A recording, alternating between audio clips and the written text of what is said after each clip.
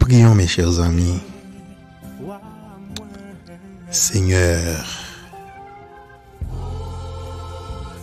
en ce moment spécial où nous allons méditer sur ta parole, Père Céleste, nous te demandons de nous inspirer tout en illuminant nos esprits par un brin de ta lumière, Seigneur.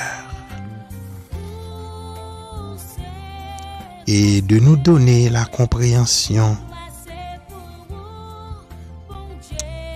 suffisante afin de percer les mystères de ta parole. Nous te demandons également de nous donner la sagesse de partager cette parole au monde entier. Enfin, nous te réclamons paix, amour, sagesse. Amen. Alléluia. Même si t'as pelé toute langue sous tes même si t'as écrit bien fallu, ça pas suffit ou ça ou fait.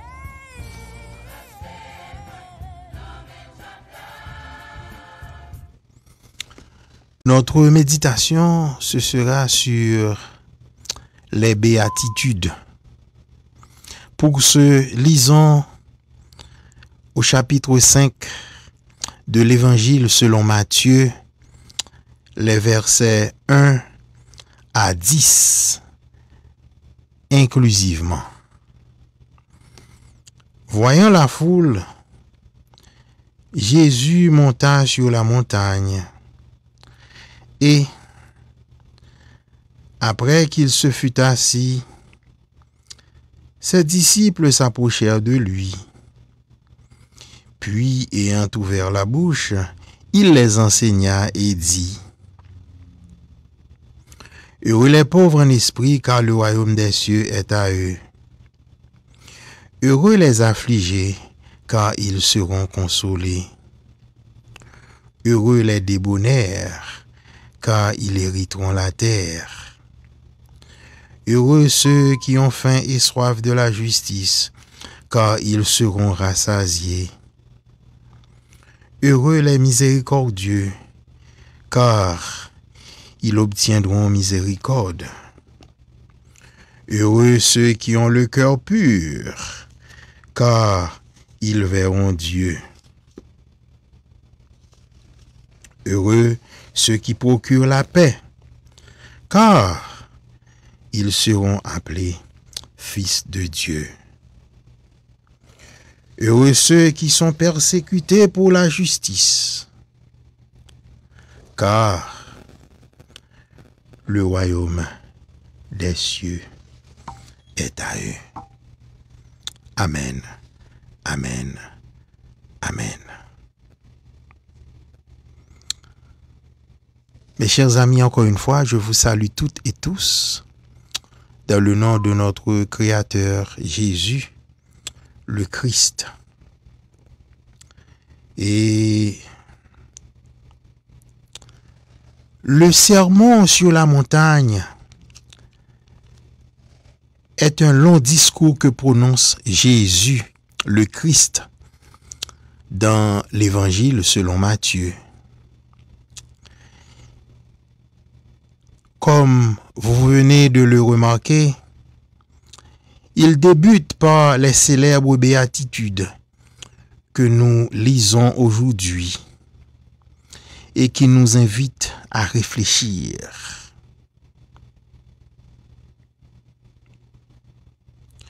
En effet, le programme que Jésus y expose suscite une admiration quasi universelle, mais souffre parfois de la critique d'être utopique. je dirais, trop belle pour être vraie. Cette jolie rêverie n'est pas vraiment réalisable.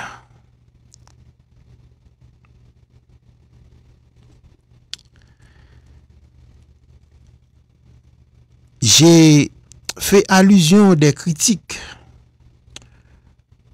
que certains portent vis-à-vis des béatitudes. C'est parce que pour comprendre la profondeur de ce passage,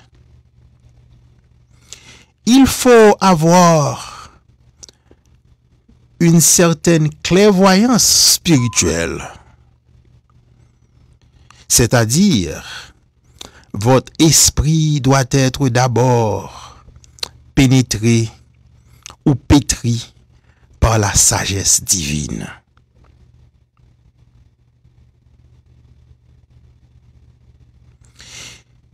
Ces béatitudes commencent, comme nous venons de le remarquer, par « Heureux les pauvres en esprit, car le royaume des cieux est à eux ». Et continue avec des bénédictions pour ceux qui sont affligés, doux, ont faim et soif de la justice, ceux qui sont miséricordieux, ceux qui ont le cœur pur, et ceux-là même qui sont artisans de la paix, et enfin, qui sont persécutés pour la justice.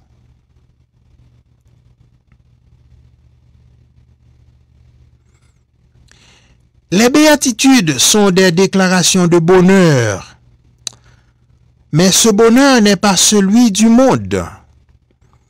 Ce n'est pas celui que les leaders, ceux-là qui dirigent le monde, offrent. Mais plutôt c'est un bonheur spirituel lié à la proximité divine et à l'entrée dans son royaume. Heureux les pauvres en esprit, cela signifie pas une pauvreté matérielle, mais plutôt une humilité spirituelle, une conscience de son besoin de Dieu. Heureux les affligés, cela veut dire ceux qui sont attristés par le mal et la souffrance, que ce soit la leur ou celle des autres, sont appelés à la consolation. Heureux les doux. Être doux, c'est être humble, être modeste, patient et capable de pardonner. Les doux hériteront la terre, selon la parole de notre Seigneur Jésus le Christ. Heureux les affamés et assoiffés de la justice. Cela veut dire ceux qui désirent ardemment que la justice de Dieu règne sur terre seront rassasiés, mes chers amis. Les miséricordieux, ce sont ceux qui font preuve de compassion, d'amour, de pardon envers les autres, reçoivent la miséricorde divine. Heureux les cœurs purs. Les cœurs purs sont ceux qui sont sincères dans leur foi et qui cherchent à plaire à leur Créateur. Heureux ceux qui travaillent pour la paix, les artisans de la paix. Ce sont ceux qui travaillent activement à instaurer la paix, non seulement entre les hommes, mais également avec Dieu. Ceux qui sont persécutés pour la justice, enfin mes chers amis, ce sont ceux qui subissent les épreuves à cause de leur foi. Ils seront récompensés dans le royaume des cieux.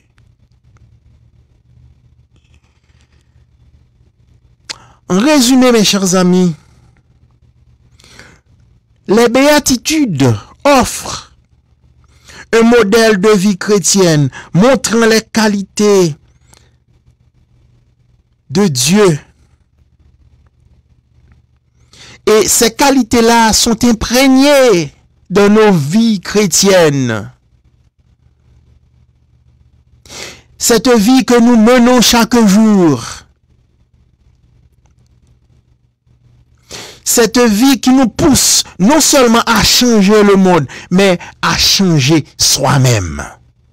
Car plusieurs leaders ont tendance à prêcher pour changer.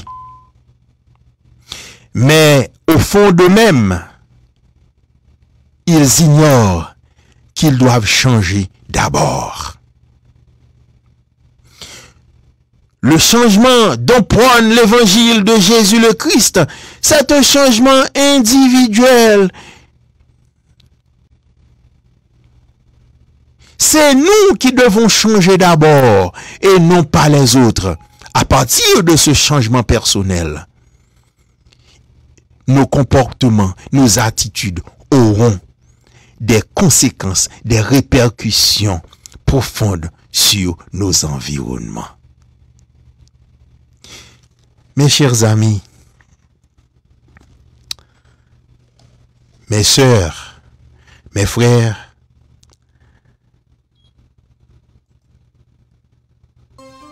si cette parole a pénétré vos cœurs en ce moment même,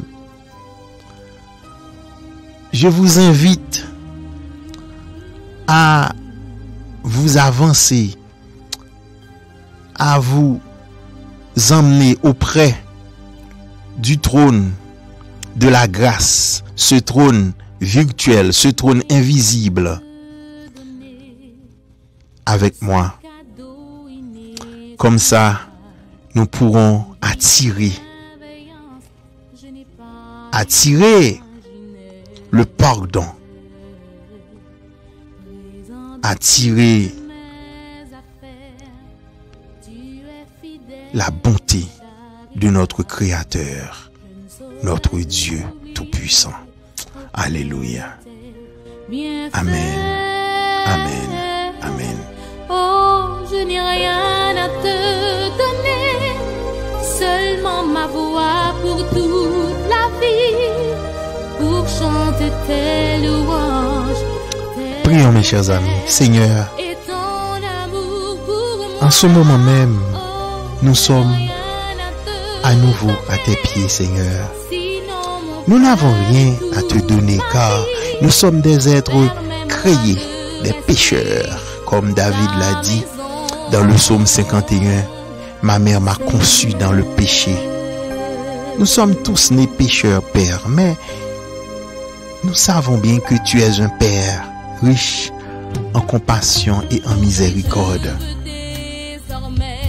Comme nous venons d'entendre ces béatitudes que ton Fils Jésus le Christ nous a promis, Seigneur, nous te demandons de nous garder, de jouir ces choses sacrées, bénies. Seigneur, nous te prions ainsi, non pas parce que nous sommes bons et dignes, mais c'est par le nom de ton Fils Jésus le Christ qui vit et qui règne au siècle des siècles. Amen, amen, amen. Nous te réclamons, Père, paix, amour,